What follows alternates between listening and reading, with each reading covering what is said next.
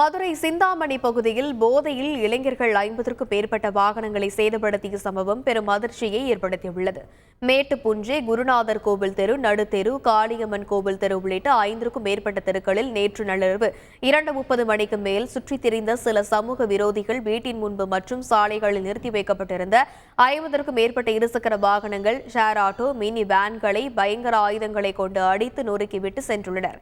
இதுகுறித்து பாதிக்கப்பட்ட அந்த பகுதி பொதுமக்கள் காவல்துறையினரிடம் புகார் அளித்துள்ளனர்.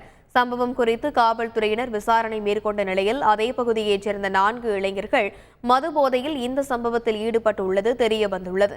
மேலும் இந்த சம்பவம் குறித்த சிசிடிவி காட்சிகளை கைப்பற்றி காவல்துறையினர் குற்றச்செயலில் ஈடுபட்டவர்களை தேடி வருகின்றனர்.